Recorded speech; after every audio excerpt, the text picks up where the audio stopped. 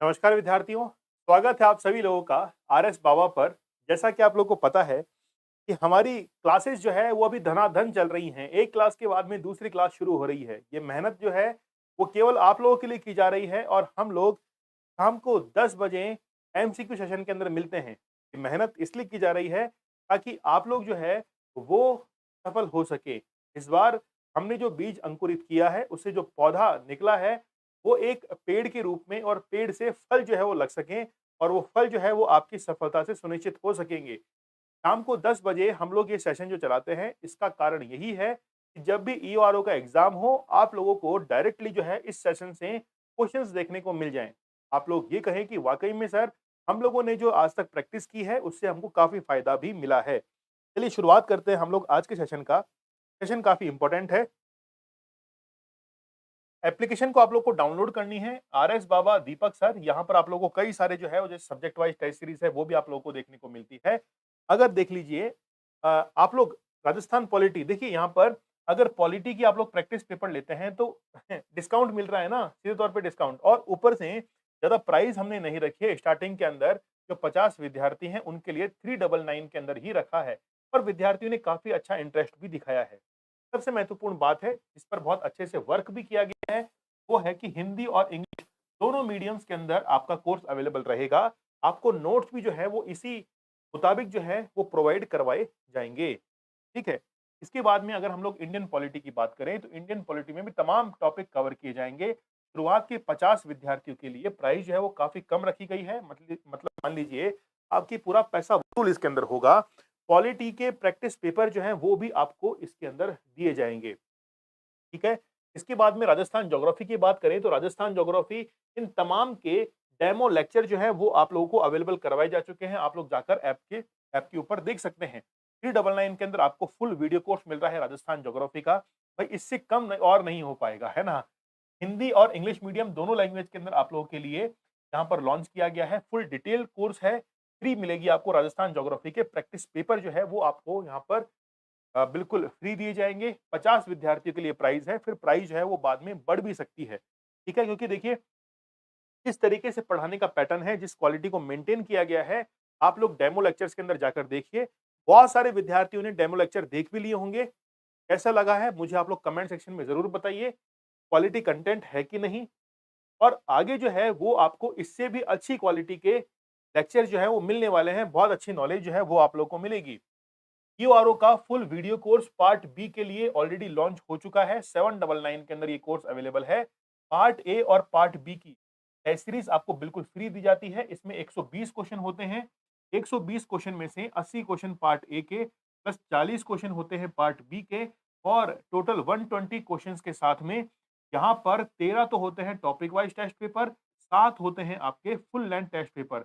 ये आपको 399 के अंदर अवेलेबल है। अगर आप लोग ये टेस्ट सीरीज लेने की सोच रहे हैं तो एक बार वीडियो कोर्स पर जरूर विचार कीजिएगा, क्योंकि इसके साथ में बिल्कुल फ्री है। आपको अलग से पे करने की जरूरत नहीं है। नोट्स आपको दिए जाते हैं और क्विज भी जो है वो आपके लिए अवेलेबल करवाई जाएगी अब। ठीक है। चलिए, टेस्ट सीरीज बहुत अच्छी चल रही है। पार्ट बी की ईओआरओ के लिए टॉपिक वाइज टेस्ट सीरीज आप लोग को जरूर इसमें एनरोल होना है। Part A plus part B की टेस्ट सीरीज आप लोग अलग से भी ले सकते हैं। शाम को 5 बजे हमारी मुलाकात होती है राजस्थान ज्योग्राफी के अंदर। फिजिकल डिवीजन को लेकर प्रश्नों की बहुत बेहतरीन व्याख्या होती है। मेवाड़ का इतिहास का पार्ट 2 जो है वो अभी हम लोगों ने कंप्लीट किया है। शाम को 9 बजे डेली ये क्लास होती है। आप लोग जरूर पधारें इस क्लास के अंदर। 10 बजे 10 मिनट के लिए अभी हम लोग क्लास के अंदर बैठे ही हैं, लाइव चल ही रही है क्लास। ठीक है। देखिए, और कुछ करी ना करें, मेरे कहने से ये जरूर आप लोग एनरोल इसमें हो जाइए। आप लोगों के लिए 200 क्वेश्चन जो हैं वो प्रोवाइड करवाए गए हैं। 200 क्वेश्चन इसके लिए योजनाओं के क्वेश्चन है ये। पार्ट ए में तो काम में आएंगे ही, पार्ट बी में भी आपके काम में आने वाले हैं। ठीक है। तो पार्ट ए के करंट अफेयर की जो योजनाएं हैं वो इसमें काम में आएंगी। पार्ट बी की जो 8 योजनाएं लिखी हैं उनके भी क्वेश्चन यहाँ पर कुछ रखे गए हैं। वैसे तो आपको टेस्ट सीरीज में क्वेश्चन मिल रहे हैं, इसलिए यहाँ पर कम रखे हैं हमने उन क्वेश्चन को। ठीक है। टेलीग्राम चैनल है दीपक सर ऑफिशियल, वहां पर आप लोग मुझे ज्वाइन भी कर सकते हैं। पहला क्वेश्चन आप लोग की स्क्रीन पर, नगर पालिकाओं का परिसीमन यानी कि डीलिमिटेशन करने की शक्ति किसकी है। जैसा कि आप लोग को पता है कि नगर पालिका क्षेत्र के अंदर इलेक्शन होते हैं, लेकिन नगर पालिका क्षेत्र को अलग अलग वार्ड्स के अंदर जो है वो डिवाइड किया जाता है। किस वार्ड की सीमा कहां तक होगी और वहां से कितने उम्मीदवार कौन-कौन सी पार्टी के खड़े हो सकते हैं, ये काम जो है वो परिसीमन आयोग के द्वारा किया जाता है, डिलिमिटेशन कमीशन के द्वारा। लेकिन बेसिकली बात यहाँ पर है कि परिसीमन करने की शक्ति किसके पास में है? जल्दी से आंसर कर दीजिए कमेंट सेक्शन में। मतीलाल मीणा बिल्कुल गुड इवनिंग। हीरा सिद्ध सर बहुत अच्छी है डेमो क्लास। हीरा सिद्ध कोई भी प्रॉब्लम हो बताइएगा। ये मेहनत ज़रूर रंग लाएगी सर, आपका आशीर्वाद बना के रखना। बिल्कुल मेरा आशीर्वाद जो है, मेरा सहयोग, आशीर्वाद सभी आप लोग के साथ में है। एमएमटी यादव यानी कि ममता यादव हैं I think, Manisha Kumari, techno hub, Bharat Meena, Mohit Patel, Manohar, Manish Nagar, Battilal Meena, Sharma ji, बताइए।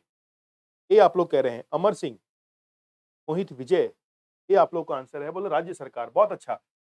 सबसे पहले ही हम लोग देखते हैं, राज्य सरकार जो है धारा 3 के तहत परिसीमन करती है। धारा 3 के तहत जो है वो परिसीमन किया जाता है। शुरुआत ही हम लोग पढ़ने की यहाँ से करते हैं। नगर पालिका का गठन और शासन धारा 3 से लेकर 50 तक। धारा 3 में लिखा हुआ है नगर पालिकाओं का जो है परिसीमन। परिसीमन क्या होता है? डिलिमिटेशन, मतलब सीमाओं को निर्धारित करना। तो राज्य सरकार के द्वारा राजपत्र में प्रकाशित करके ये परिसीमन किया जाता है। ठीक है? चलिए याद रहेगा आप लोगों को। आगे देखिए। निम्न में से किसका मुख्य नगरपालिका अधिकारी से अभिप्राय नहीं है? निम्न में से मुख्य नगरपालिका का जो है अभिप्राय नहीं है। नगर निगम में मुख्य कार्यपालक अधिकारी, नगरपालिका बोर्ड में, अच्छा बोर्ड में लिखा हुआ है, ठीक है। नगर परिषद में आयुक्त, बताइए क्या इसका करेक्ट आंसर होगा? करेक्ट आंसर बता दीजिए। निम्न में से किसका? अमर सिंह बिल्कुल, नमस्ते जो है वो स्वीकार कर लिया है आपका, घबराइए मत।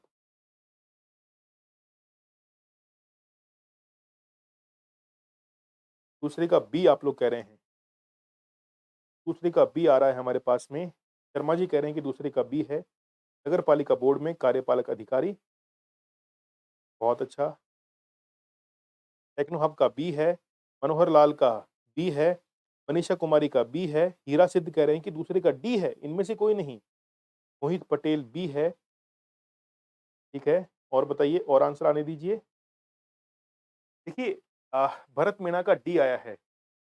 देखिए ये सीरीज जो है ना, इसकी अहमियत आप लोग को अभी पता नहीं लगेगी। आपको लग रहा होगा कि यार ठीक है ना, 10 क्वेश्चन तो हम लोग सॉल्व कर रहे हैं। जैसे कल एक विद्यार्थी का जो है आया, बोला सर एक बार में 50 क्वेश्चन कराओ। यार तेरे 10 तो हो नहीं रहे। कमेंट सेक्शन में कभी दिखता नहीं है। मैंने कहा यार कमेंट सेक्शन में कितनी बार आए? तो सर अब तक मैंने 2 क्लास है आपके लिए। तो 2 क्लास के अंदर ही बस 50 क्वेश्चन करवा दो, है ना? वो कहावत है ना कि एक कहावत है मारवाड़ी के अंदर कि शाना जो होता है ना शाना, वो तो ख मरे क्या फै मरे, है ना? ये कहते हैं ना हम तो ख तो करेंगे नहीं, ख तो इतना ज़्यादा कर देंगे कि बस खत्म बात, है ना? तो थोड़ा-सा धीरे-धीरे खाइए, सब्र के साथ में खाना ठंडा करके खाइए। आप लोग को बहुत अच्छे से जो है खाना भी अच्छा लगेगा और पेट भी दुरुस्त रहेगा। जल्दीबाजी में खाएँगे तो बदहज़मी हो सकती है, ठीक है? ये आप लोग कह रहे हैं। देखिए इस प्रश्न का आंसर वो विद्यार्थी बहुत अच्छे से कर पाएँगे, जो कि टेस्ट सीरीज़ का टेस्ट देते हैं। क्योंकि टेस्ट सीरीज़ का टेस्ट देते हैं। क्यों कहा मैंने ये? क्योंकि इसका करेक्ट आंसर डी होगा, इनमें से कोई नहीं। डी जो है इनमें से कोई नहीं, ये इसका करेक्ट आंसर होगा। आप लोग इस ऑप्शन को जो है वो एक सौतेले बेटे की तरह व्यवहार करते हो। सौतेला बेटा जानते हो आप लोग? तुत्कार देते हैं, भग जा यहाँ से। वैसे ही आप लोग जो है इसको भगा देते हो, इनमें से कोई नहीं को भगा देते हो, है ना? लेकिन भगाने वाला जो है वही आपकी जो क्या कर जाता है फिर, समझ जाइए। तो निम्न में से कौन-सा मुख्य नगरपालिका अधिकारी? देखिए, नगर निगम सबसे सर्वोच्च स्तर पर है, तो इसको हम लोग कहते हैं मुख्य कार्यपालक अधिकारी, सीईओ, चीफ एग्जीक्यूटिव ऑफिसर। फिर है नगर पालिका बोर्ड में होता है कार्यपालक अधिकारी, ये होता है ईओ। इसका एग्जाम आप लोग देने जा रहे हैं। फिर नगर परिषद के अंदर आयुक्त होता है, ये बिल्कुल करेक्ट है, कहीं कोई दिक्कत नहीं है। इनमें से कोई नहीं जो है ये करेक्ट आंसर होगा। नगर निगम के मामले में मुख्य कार्यपालक अधिकारी या फिर आयुक्त भी होता है, नगर परिषद में होता है आयुक्त, नगर पालिका बोर्ड में होता है कार्यपालक अधिकारी। चलिए, नगर पालिका के पदाधिकारियों का किसी संविदा में हित नहीं रखने का अधिनियम जो है वो कौन-सी धारा के अंदर उल्लिखित है? धारा 62, 63, 64 या 65? बताइए। सिर्फ 10 क्वेश्चन ही काफ़ी हैं, क्योंकि लेवल देखिए हम लोग 10 ही पढ़ेंगे, ज़्यादा नहीं पढ़ेंगे। पढ़ेंगे 10, अच्छे से पढ़ेंगे, एक्सप्लेनेशन के साथ में पढ़ेंगे, रेगुलर पढ़ेंगे। किसी भी काम में कंटिन्यूटी ज़रूरी है। आप 10 दिन पढ़ें, 15 दिन पढ़ें, थक के सो जाएँ, कोई मतलब नहीं है। चाहे आप लोग जो है 1 दिन के अंदर 1 घंटा ही पढ़ें, लेकिन लगातार पढ़ते रहें, वो बहुत काम का है। सर मैंने आज लाइव क्लास की है, लेकिन मैं डेली आपके सारे वीडियोज़ देखता हूँ। बहुत-बहुत धन्यवाद। अमर सिंह, बिल्कुल आप लोग देखा करो, ठीक है? बताइए, सी आप लोग कह रहे हैं कि सर सी है धारा 64, बिल्कुल धारा 64 जो है ये इसका करेक्ट आंसर है। एक्सप्लेनेशन क्या होगा? एक्सप्लेनेशन होगा धारा 64 देखिए, नगर पालिका के पदाधिकारियों की किसी संविदा में हित नहीं रखना। ये है धारा 64, क्योंकि ये रखेंगे तो बेसिकली वो कहीं न कहीं अपना स्वार्थ सिद्ध कर रहे हैं। और जहाँ पर स्वार्थ सिद्ध होता है, वहाँ पर काम बिगड़ता है, काम कमज़ोर होता है। जैसे मान लीजिए कोई ब्रिज बन रहा है और ब्रिज के अंदर ठेकेदार के साथ में कोई अधिकारी मिला हुआ है, तो अगर ठेकेदार सीमेंट जो है वो कमज़ोर काम में ले रहा है, तो अधिकारी उसको अप्रूवल कर देगा। लेकिन उससे काम कमज़ोर हो गया ना, ब्रिज गिर जाएगा भई, जनता का नुकसान हो जाएगा। देखिए, धारा 214 के तहत नालियों का निरीक्षण किसके द्वारा और किस समय अवधि में किया जाता है?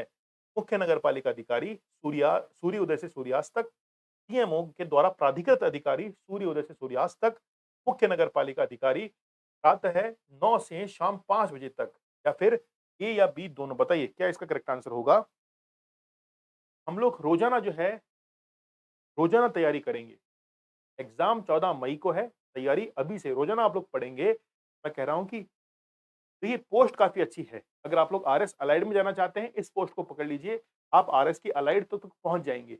फिर मेन बाकी रहेगी जिसके अंदर आप लोग एसडीएम और आरपीएस जो है वो बन सकते हैं, या तहसीलदार तक बस, ठीक है?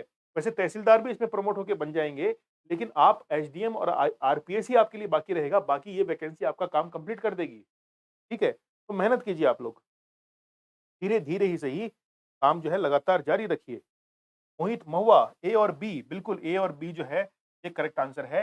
या तो मुख्य नगरपालिका अधिकारी या फिर उसके द्वारा कोई प्राधिकृत अधिकारी जो है वो सूर्य उदय से सूर्यास्त के बीच में क्या कर सकता है, निरीक्षण कर सकता है। ये ए और बी दोनों ठीक है, ठीक है। जब आप लोग धारा 214 को पढ़ेंगे, नालियों का निरीक्षण लिखा हुआ है, इसकी उपधारा 1 है, वो कहती है कि मुख्य नगरपालिका अधिकारी या उसके द्वारा प्राधिकृत कोई अधिकारी जो है वो निरीक्षण कर सकता है। समय होता है सूर्योदय से सूर्यास्त के बीच, ठीक है। तो कार्रवाई में ध्यान रहे, कम से कम नुकसान करवाते हुए चाहे जहां खुदवा सकेगा, ठीक है। चलिए नेक्स्ट देखिए, विकास क्षेत्रों की घोषणा संबंधी प्रावधान कौन सी धारा में निहित है? धारा 165, धारा 166, धारा 167, धारा 168। ये तो हम लोगों ने ट्रिक से भी याद कर लिया था। मैंने आप लोगों को एक ट्रिक बताई थी, भाई आप लोग इससे याद कीजिए, आपको जल्दी याद हो जाएगा। चैनल के ऊपर नए हैं तो जरूर आप लोग सब्सक्राइब कीजिए, ठीक है? ये आपकी रिस्पॉन्सिबिलिटी है। भई मैं अपनी रिस्पॉन्सिबिलिटी बहुत अच्छे के साथ में निभा रहा हूँ ना। आप लोगों के लिए रेगुलर क्लास लगती है, डेली क्लास लगती है, क्वेश्चन्स बनाए जाते हैं, कितना काम होता है। तो मैं अपना काम बहुत अच्छे से कर रहा हूँ, आप भी अपना काम ज़रूर कीजिए, ठीक है? चलिए, बी आप लोग का आंसर है। यानी कि बी है। बिल्कुल मैंने आप लोगों को बताया था कि विकास होता है तो मिलकर होता है। ये कहा था विकास होगा तो मिलकर होगा। धारा 166 के अंदर उल्लेख किया गया है विकास क्षेत्रों का, ठीक है? लेकिन ध्यान रखिए जो भी विकास क्षेत्र होते हैं, वहाँ पर कोई भी उस भूमि क्षेत्र के अंदर कोई भी व्यक्ति जो है वो बिना अनुमति के कोई भी निर्माण कार्य नहीं कर सकता है। अगर हम लोग धारा 166 को देखें, तो इसकी उपधारा 1 कहती है कि नगर पालिका राज्य सरकार के अनुमोदन पर राजपत्र में अधिसूचना के द्वारा विकास क्षेत्रों की घोषणा कर सकती है। और जैसे ही योजना लागू होती है, कौन-सी है योजना? मास्टर विकास योजना। मास्टर विकास योजना का उल्लेख धारा 159 के अंदर किया गया है, और जैसे ही योजना होती है, लागू होती है, के बाद में यथाशीघ्र जो है वो इसको भी लागू कर दिया जाता है। अगला देखिए, निविदा आमंत्रण के समय निविदा आमंत्रण के समय क्रय अधिकारी के द्वारा की जाने वाली कार्यवाही निम्न में से किस पर लागू नहीं होती है? पर लागू नहीं होती है। अच्छा, ठीक है बताइए। इंद्रराज बड़गुजर कह रहे हैं कि गजब का कंटेंट है सर, आपका बहुत बढ़िया, इसी ही क्लास एग्ज़ाम तक। देखिए एग्ज़ाम तक चलेगी क्योंकि नाम ही है एग्ज़ाम सीरीज़, एग्ज़ाम तक चलती रहेगी जब तक। अब चाहे आरपीएससी जो है वो नाफ़रमानी की वजह से 14 मई को नहीं भी कंडक्ट करवाता है तो हम नाफरमानी नहीं करेंगे, क्लासेस आपकी कंटिन्यू चलती रहेगी एग्जाम तक। एक कहावत है, करत करत अभ्यास ते जड़मति हो सुजान। रोजाना प्रैक्टिस कीजिए, रोजाना प्रैक्टिस करेंगे, क्या होगा कि अभी कुछ देर की खामोशी है और फिर शोर आएगा। कुछ देर की खामोशी है, फिर शोर आएगा, तुम्हारा वक्त आया है, हमारा दौर आएगा। जब एग्जाम लगेगा, हम लोग उस कुर्सी पर बैठेंगे, पावर मिलेगी, दौर शुरू होगा आप लोगों का। ठीक है? राजवीर महिला, हाँ ठीक है, छठे क्वेश्चन पर आ चुके हैं राजवीर हम लोग, थोड़ा-सा आगे बढ़िए। मनोहर लाल, मनीष, पत्तीलाल मीणा, टेक्नो हब, डी कह रहे हैं, कुछ का डी है, कुछ का बी है। सूची में नाम जोड़ने से पूर्व क्रय अधिकारी फर्म से आवश्यक पूछताछ करता है, कौन सा लागू देखिए, बेसिकली हम लोग जब पढ़ते हैं तो ए इसका करेक्ट आंसर हो जाएगा जब माल राज्य सरकार के किसी विभाग से सीखो और कमाओ योजना के तहत क्रय किया गया हो, तो वहां पर जो है कोई भी जो है वो अधिनियम लागू नहीं होगा। यहाँ पर लिखा हुआ है, देखिए, जब माल राज्य सरकार के किसी विभाग इस स्कीम के अधीन सीखो और कमाओ के तहत होता है, के तहत क्रिया जो है वो क्रय किया जाता है। ठीक है, तो यहाँ पर लिखा हुआ है, कहाँ गया? हाँ, देखिए, ऊपर लिखित सीमा निम्नलिखित परिस्थितियों पर लागू नहीं होती है। ठीक है? तो कौन-कौन सी परिस्थिति पर लागू नहीं होती है? तो ये जो है ये हमारा करेक्ट आंसर हो जाएगा। ठीक है? वापस पढ़िएगा, इसका स्क्रीनशॉट ले लीजिए, आराम से पढ़िएगा इसको, आपको क्वेश्चन जो है वो क्लियर हो जाएगा। ठीक है? चलिए, आगे देखिए, भ्रष्ट आचरण तथा अनाचार के आधार पर राजस्थान नगर पालिका, भाई पहले वाला जो क्वेश्चन था वो थोड़ा-सा कांसेप्ट वाइज़ था। थोड़ा-सा आपको पढ़ना पड़ेगा, चीज़ों को याद करना पड़ेगा, तब आप लोग उस क्वेश्चन को कर पाएँगे। यहाँ पर देखिए, भ्रष्ट आचरण तथा अनाचार के आधार पर राजस्थान नगर पालिका नियम 1974 के कौन से नियम के तहत फर्म व व्यक्तियों की काली सूची निर्मित की जाती है? ब्लैक लिस्ट की बात की जा रही है और हम लोगों ने देखा था, याद भी किया था, ब्लैक लिस्ट जो है उसके लिए ट्रिक याद की थी कि ब्लैक लिस्ट कौन से नियम के तहत होती है। अब बता दीजिए वो नियम कौन सा है? ए आप लोग कह रहे हैं 7वां नियम है। हाँ, प्रश्न जो है वो बहुत अंदर से लिया हुआ था। स्क्रीनशॉट आप लोग ले लीजिएगा, ठीक है? आप लोग इसको वापस से देखिएगा, अच्छा क्वेश्चन था वो, बहुत अच्छा, बहुत सुंदर। क्या है इसका आंसर? कह रहे हैं आप लोग 7 ए है। बिल्कुल, नियम नंबर 7 ही है, नियम नंबर 7 है। तो क्या है, ब्लैक लिस्ट जो है मतलब कोई भी कंपनी जो है, वो जो भी टेंडर हुआ है, भ्रष्ट आचरण होता है तो उसको ब्लैक लिस्ट में जो है वो डाल दिया जाता है। नियम नंबर 7 देखेंगे, इसमें फर्म व व्यक्तियों की काली सूची निर्मित की जाती है, के द्वारा, राज्य सरकार के द्वारा। आधार होता है भ्रष्ट आचरण तथा अनाचार का प्रयोग। कार्रवाई की जाती है, इन फर्मों तथा व्यक्तियों से कोई भी सामान का क्रय नहीं किया जाएगा तथा निविदा जारी नहीं की जाएगी। लिखा हुआ है, कार्यपालक अधिकारी राजस्थान नगर पालिका नियम 1974 के अधीन उपगत चेकों पर हस्ताक्षर भी वो करता है। आगे देखिए, क्वेश्चन नंबर 8, 1 लाख से 5 लाख तक की निविदा के अनुमानित मूल्य के लिए निविदा प्रारूप प्रभार कितना लगता है? बताइए।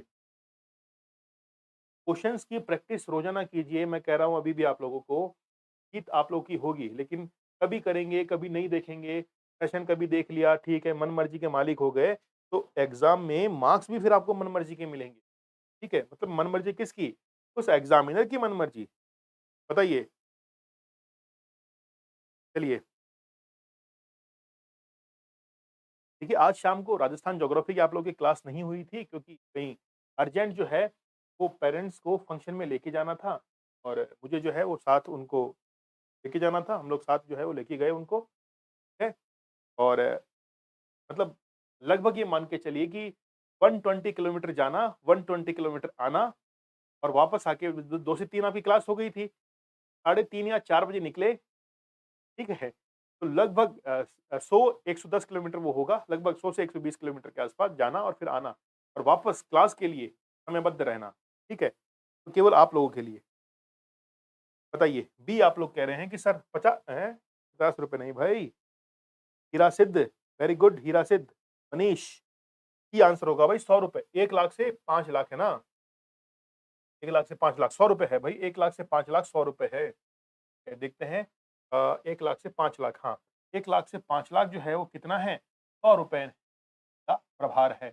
तो ये प्रारूप मतलब जो भी निविदा सरकार ने निकाली है उसका एक मॉडल कि भई हमें दे दीजिए, तो आप 100 रुपए जमा कराएँगे, अगर 1 लाख से 5 लाख की है, तो उसमें क्या-क्या लिखा हुआ है, तमाम बातें जो है वो आपको मिल जाती है पढ़ने के लिए, ठीक है? चलिए, आगे देखिए, नगर पालिका बैठक में दिए गए प्रस्ताव के संगत या असंगत होने को सुनिश्चित करने का कार्य किसका है? बताइए। नगर पालिका बैठक में किए गए प्रस्ताव के संगत या असंगत होने को सुनिश्चित करने का कार्य किसका है? नगर पालिका अध्यक्ष, पीठासीन अधिकारी, मुख्य नगर पालिका अधिकारी, ए या बी दोनों? बताइए। ठीक है। 10,000 रुपए तक 20 रुपए, 10,000 से 1 लाख 50 रुपए और 1 लाख से 5 लाख। बिल्कुल, ठीक बात है। 9वें क्वेश्चन का आपको करेक्ट आंसर बताना है। क्या इसका करेक्ट आंसर है?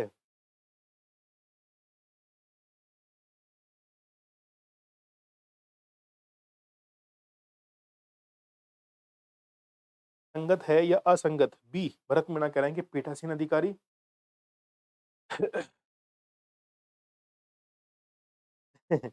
तुक्के-वुक्के नहीं मारने भाई। नगर पालिका अध्यक्ष आ रहा है, पीठासीन अधिकारी आ रहा है, ठीक है? 90 का ए भी आ रहा है।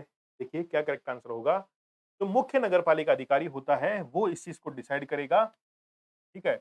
नगर पालिका बैठक में दिए गए प्रस्ताव के संगत या असंगत होने का सुनिश्चित करने का कार्य मुख्य नगर पालिका अधिकारी का होता है, ठीक है? ठीक है? हाँ, बिल्कुल इसी का ही है। नियम नंबर 11 आप लोग देखेंगे तो बैठक की कार्य पद्धति उसमें लिखी हुई है। भाषा प्रयोग में ली जाती है, हिंदी भाषा है, देवनागरी लिपि है। बैठक की कार्रवाई का निर्धारण मुख्य नगरपालिका अधिकारी 3 दिन के भीतर करता है। मुख्य नगरपालिका अधिकारी यह सुनिश्चित करेगा कि बैठक में किए गए प्रस्ताव असंगत तो नहीं है। बैठक की जो कार्य पद्धति है, उस पर पीठासीन अधिकारी तथा मुख्य नगरपालिका अधिकारी क्या करते हैं? हस्ताक्षर करते हैं। लेकिन कोई काम संगत है या असंगत है, इस पर मुख्य नगरपालिका अधिकारी जो है, वो डिसाइड करते हैं। तो हमारा आंसर क्या हो जाएगा? डी जो है ये हमारा आंसर हो जाएगा। ठीक है? चलिए, आज का अंतिम प्रश्न। नगर पालिका के बाहर पशुओं के लिए वैधशाला नहीं है, वधशाला है। वधशाला स्थापित करना किसकी मंजूरी के द्वारा विधिपूर्ण होता है? बताइए। किसकी मंजूरी मिलेगी उसके बाद में जो है उसको स्थापित करना लीगल होता है? सर मैंने अभी तीसरा नियम नहीं पढ़ा है। अच्छा ठीक है एसएस मीना, तीसरा नियम जो है आपने नहीं पढ़ा है। तो नियम जो है वो आप लोग जल्दी पढ़ लीजिए क्योंकि नियम के लिए ही अ, इससे अगला वाला टेस्ट सीरीज़ यानी कि संडे को तो जो है नियंत्रण का उसमें है, उससे अगले वाला पेपर जो है वो नियम का लगेगा। उससे पहले-पहले आप लोग ज़रूर पढ़ लीजिएगा। ठीक है? बताइए नगर पालिका सीमाओं के बाहर वधशाला नगर पालिका वधशाला स्थापित करना किसकी मंजूरी के द्वारा विधिपूर्ण होता है? बताइए।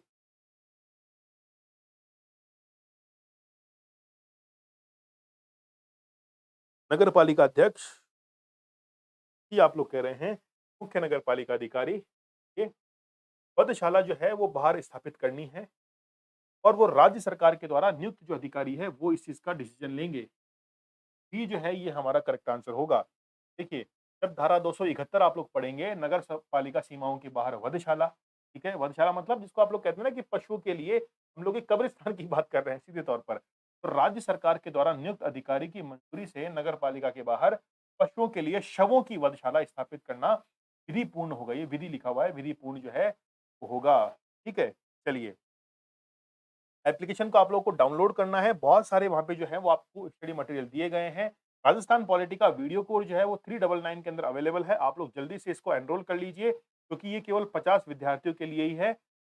तो आप लोग जल्द से जल्द इसके अंदर शामिल होइए, फ्री आपको पॉलिटी के प्रैक्टिस जो है सेट दिए जाएँगे, हिंदी और इंग्लिश के अंदर ये सीरीज़ रहने वाली है, पूरी की पूरी वीडियो सीरीज़। 50 विद्यार्थियों के लिए ही इंडियन पॉलिटी जो है ये लेक्चर्स आपको मिलेंगे 499 के अंदर। फुल डिटेल्ड वीडियो कोर्स है, हिंदी और इंग्लिश मीडियम के लिए अवेलेबल है। आपको पॉलिटी के प्रैक्टिस पेपर्स भी दिए जाते हैं।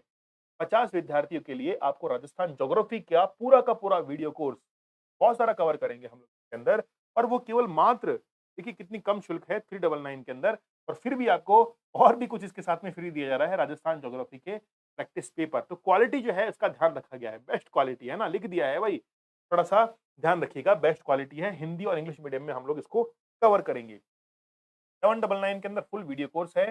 Part A plus part B की 399 के अंदर टेस्ट सीरीज़ है, वो बिल्कुल फ्री है। अगर आप लोग टेस्ट सीरीज़ ले रहे हैं, तो विचार ज़रूर कीजिएगा एक बार फुल वीडियो कोर्स के ऊपर। नोट्स आपके लिए अवेलेबल होंगे, क्विज आपके लिए अवेलेबल होगा। आप लोग ईयूआरओ की टॉपिक वाइज टेस्ट सीरीज ले सकते हैं पार्ट बी की। इसका अगला टेस्ट जो है वो 4 दिसंबर को लगने वाला है, मतलब परसों, ठीक है? चलिए, ईयूआरओ का टॉपिक वाइज टेस्ट सीरीज ये भी, इसमें 120 क्वेश्चन आपके पेपर के अंदर आते हैं। पार्ट ए के होते हैं 80 क्वेश्चन, पार्ट बी के होते हैं 40 क्वेश्चन और इसका अगला टेस्ट जो है वो कब लगने वाला है? 4 दिसंबर को।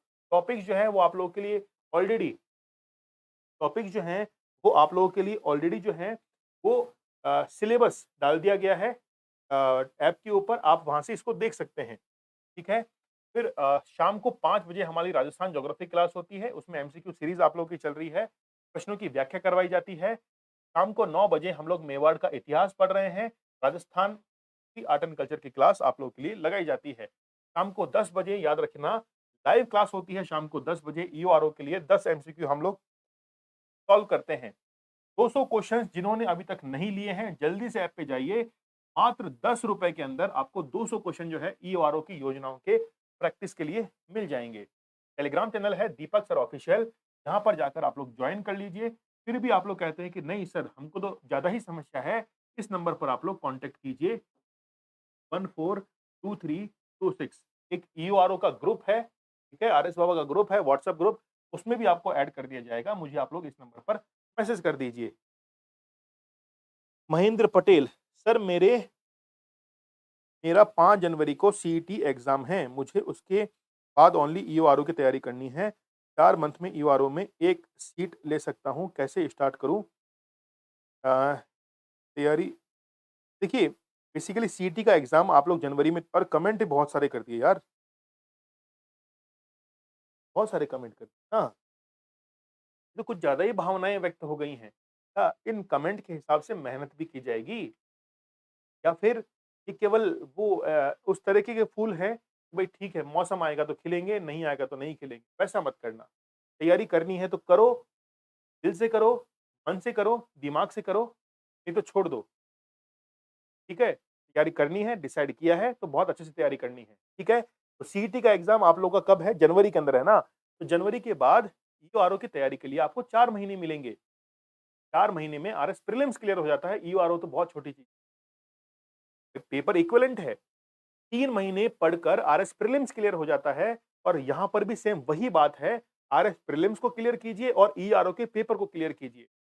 आरएस अलाइड के लिए सबसे महत्वपूर्ण बात है कि आपको आरएस अलाइड की पोस्ट मिल रही है, कोई मेंस का एग्जाम नहीं देना, कोई इंटरव्यू का झंझट नहीं है, ठीक है? आप केवल एक पेपर देके आरएस अलाइड की पोस्ट तक पहुँच सकते हैं और काफ़ी अच्छे जो है वो इसके अंदर क्या अवेलेबल है आपके लिए, पूरी की पूरी फैसिलिटीज़ गवर्नमेंट की आपके लिए अवेलेबल रहती है। तो 3 महीने, साढ़े 3 महीने, 4 महीने सफिशिएंट है, मोर देन सफिशिएंट है, अच्छे से तैयारी की जाए तो घबराइए मत। कोई भी समस्या होती है आप लोग मुझे बताइए। मैं हर विद्यार्थी को यही कहता हूँ, कोई भी समस्या होती है तो मुझे ज़रूर बताइएगा। एक बार ज़रूर बताइएगा आपकी जो भी समस्या है, कैसी भी समस्या हो, कंसल्ट ज़रूर कीजिएगा। चलिए, चैनल के ऊपर नए हैं तो सब्सक्राइब ज़रूर कर लीजिए। कह रहे हैं और कोई कमेंट है? हाँ, बिल्कुल 4 मंथ बस नहीं है, बहुत है 4 मंथ पढ़ने के लिए, ठीक है? चलिए, तो मिलेंगे हम लोग कल दोपहर में 2 बजे मुलाकात होगी। कल जो है वो आपके लिए राजस्थान पॉलिटी, राजस्थान ज्योग्राफी और इंडियन पॉलिटी के और भी वीडियो जो है वो अपलोड कर दिए जाएँगे। आप लोग उनके नोट्स जो है वो बनाते रहिएगा। बहुत नॉलेजेबल जो है वो आपके लिए चीज़ें आ रही हैं, क्वालिटी कंटेंट। चलिए मिलते हैं दोपहर में 2 बजे, तब तक के लिए धन्यवाद। Thank you.